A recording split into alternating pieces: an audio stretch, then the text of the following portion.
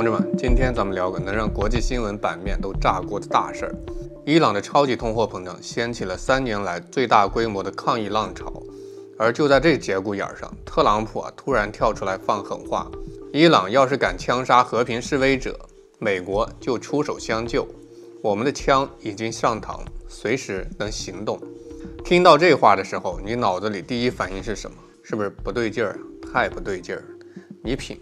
这情节怎么看都像某部好莱坞动作片的开场。一边是国内民不聊生，街头硝烟四起；一边是国际大佬准时上线救场，连枪已上膛这种台词都安排得明明白白。所以今天咱们就来好好扒一扒这起伊朗事件的来龙去脉到底是什么。特朗普这句出手相救是真心实意，还是另有图谋？远在千里之外的他，为啥子弹上膛手速比伊朗本地人都快？这背后到底有没有隐藏的剧本？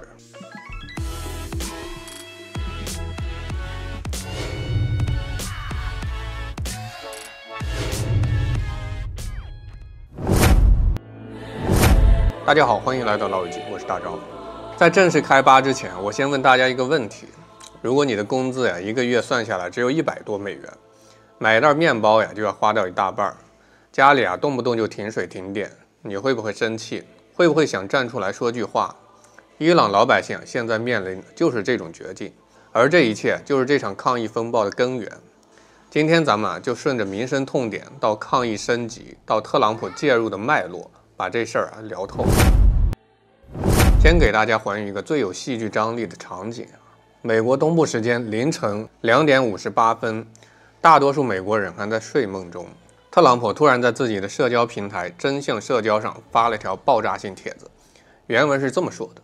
如果伊朗暴力枪杀和平示威者，这是他们一贯的做法，美国将出手相救。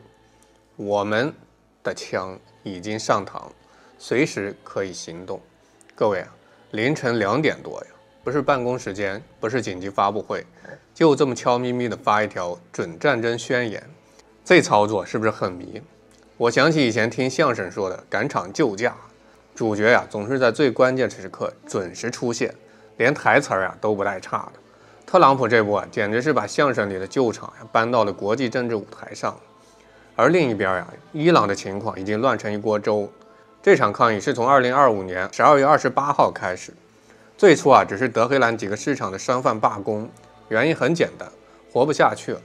给大家报一组触目惊心的数据现在伊朗的货币里亚尔对美元已经跌到了145万里亚尔换1美元的历史新低，1年前还是82万里亚尔换1美元，相当于货币直接贬值了一半还多。这意味着什么？一个普通伊朗人的全职月薪折算成美元也就100多块，100多美元在咱们这儿都不够交1个月的房租，在伊朗更是连基本的吃饭都成问题。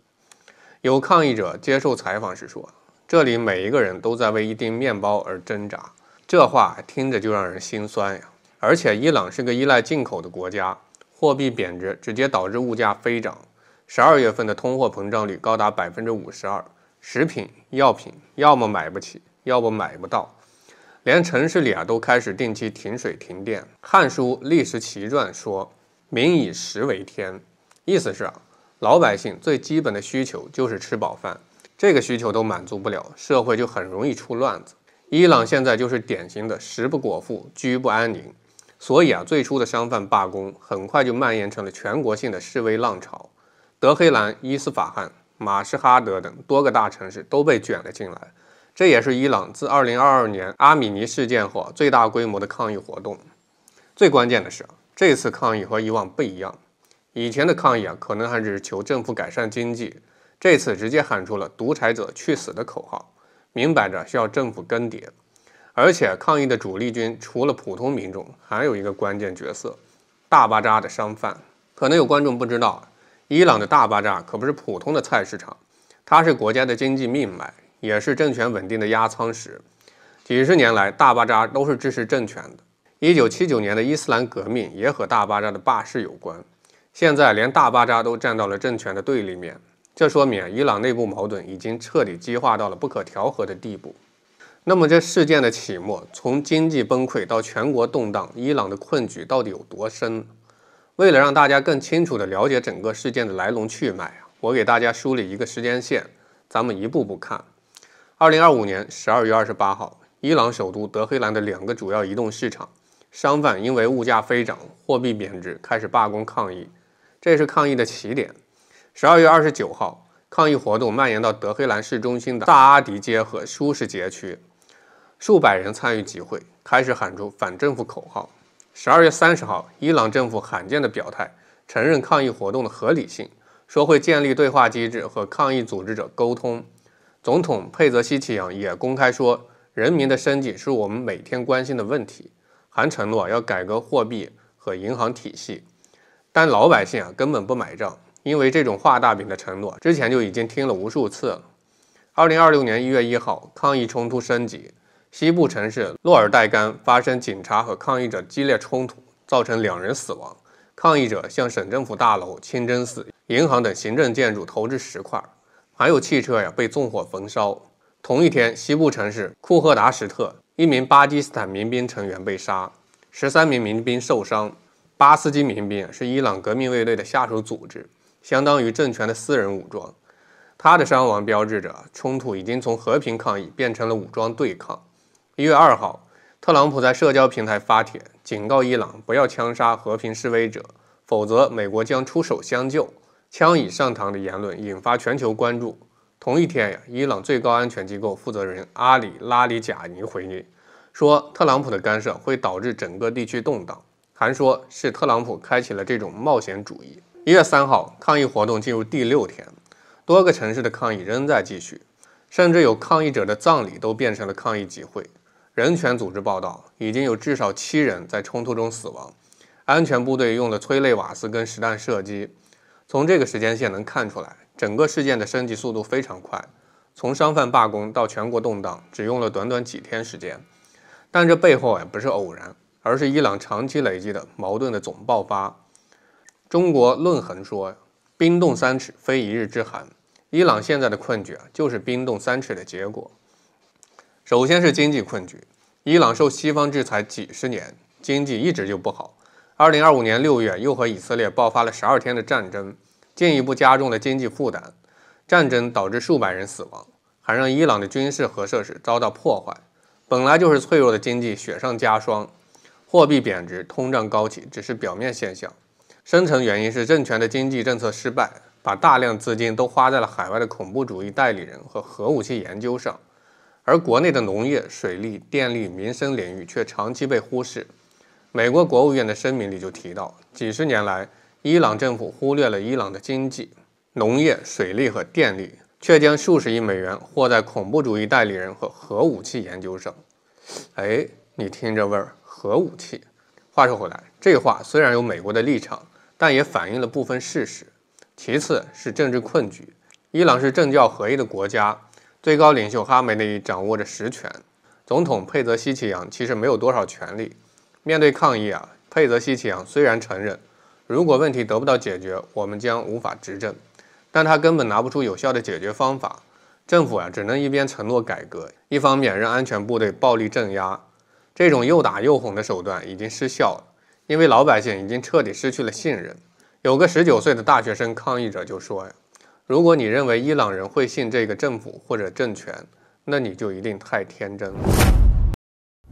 还有社会困局2022年阿米尼事件引发的女性生命自由抗议还没完全平息，这次的经济危机又让更多人站了出来，不同世代、不同阶层的人因为共同的困境走到了一起，抗议的口号也从单一的经济诉求变成了结束宗教独裁、恢复君主制等多元的政治诉求。而且受影响的不只是底层民众，连城市中产阶级也加入了抗议队伍。这说明伊朗的社会结构已经出现了严重的裂痕。梳理完伊朗的情况，咱们先回到核心的问题，特朗普为什么要在这个时候跳出来表态？他的出手相救是真心想帮助伊朗老百姓，还是另有图谋？这背后到底有没有剧本？首先咱们先分析一下特朗普的表态本身，枪已上膛，随时可以行动。这话听起来非常强硬，但仔细一想全是空话。他没说美国会怎么出手，是派军队直接入侵，还是提供武器给抗议者，还是加大制裁，什么都没说。而且发布时间是凌晨2点多，更像是一种情绪宣泄，而不是正式的政府声明。这里给大家科普一个小知识，特朗普这个人最喜欢用这种极限施压的话术。以前他当总统的时候就经常在社交平台发狠话，比如威胁朝鲜、威胁伊朗，目的就是为了制造舆论压力，让对手妥协。有个笑话是这么说的，特朗普的社交平台账号比美国的国防部还忙，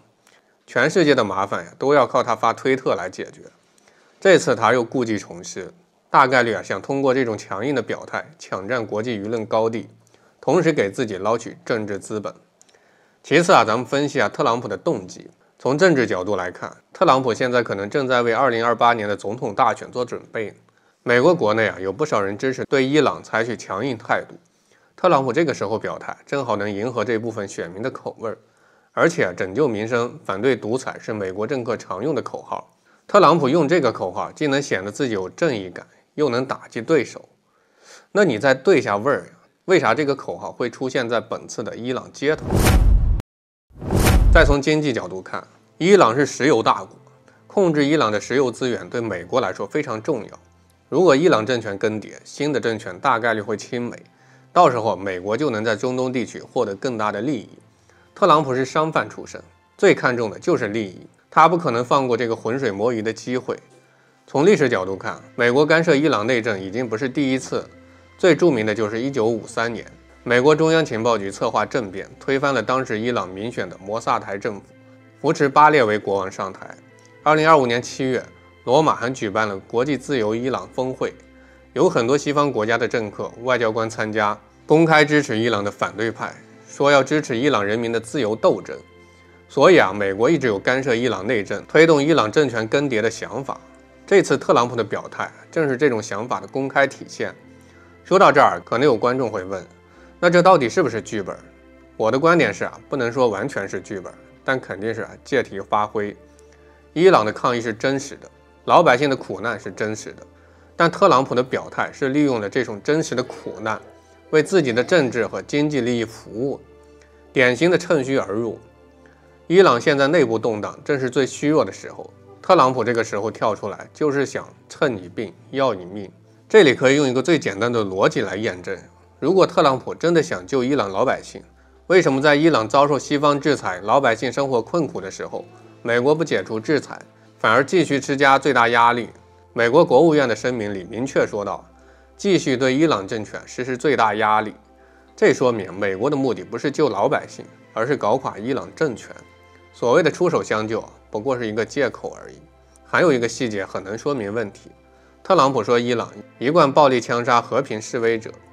但根据目前的报道，抗议活动中确实有死亡事实，但双方都有伤亡，不只是抗议者被枪杀，也有安全部队成员和民兵被杀。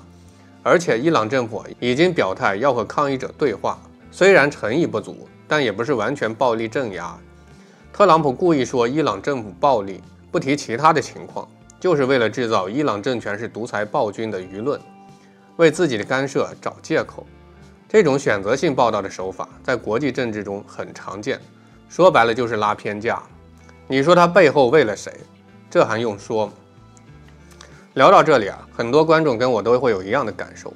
不管是伊朗政府的压迫，还是美国的干涉，最终受伤的都是普通老百姓。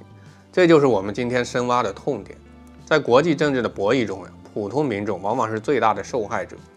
伊朗的老百姓想要的很简单，就是吃口饱饭，有稳定的生活，有基本的人权，但他们却被夹在政权跟外部势力之间，成了博弈的筹码。政权为了维护统治，要么暴力镇压，要么画大饼；外部势力为了自己利益，要么制裁，要么支持反对派，把整个国家搞得鸡犬不宁。就像中国那句老话，兴百姓苦，亡百姓苦，意思是国家兴盛的时候，老百姓要受苦；国家灭亡的时候，老百姓更要受苦。这句话用来形容伊朗老百姓的处境，再合适不过。给大家举几个真实的例子。有伊朗的民众说现在买一担面粉要花掉1700万，当然是里亚尔。家有孩子根本就养不起，有老人因为买不起药，只能在家等死，还有年轻人因为找不到工作，看不到未来，只能走上街头抗议，却面临着被枪杀的风险。而2025年伊朗至少处决了1500名死刑犯，是35年来最多的一次。这说明伊朗政权为了维护统治已经变得非常极端，而美国的制裁更是让伊朗老百姓的生活雪上加霜。西方的制裁导致伊朗无法正常进口食品、药品和医疗设备，很多基础的医疗保障都无法实现。有人权组织报道，伊朗的儿童营养不良率正在上升，很多医院因为缺少药品和设备，无法开展正常的手术。特朗普嘴里说的拯救和平示威者，却对这些真实的苦难视而不见，继续推动制裁，这哪里是拯救，分明是落井下石。己所不欲，勿施于人。美国自己是民主国家，有自己的社会制度跟价值观，这没问题，但他不能把自己的价值观强加给伊朗，更不能为了实现自己的利益就把伊朗搞得民不聊生。如果美国真的尊重伊朗人民的选择，就应该让伊朗人民自己决定自己的未来，而不是插手干涉。不管结局是什么，我想告诉大家的是，国际政治从来就不是非黑即白的，没有绝对的好人跟坏人，只有永恒的利益。特朗普的出手相救不是出于正义，伊朗政权的统治也不是出于为民，他们都是为了自己的利益。而我们作为旁观者，最应该关注的就是那些在冲突中受苦的普通老百姓。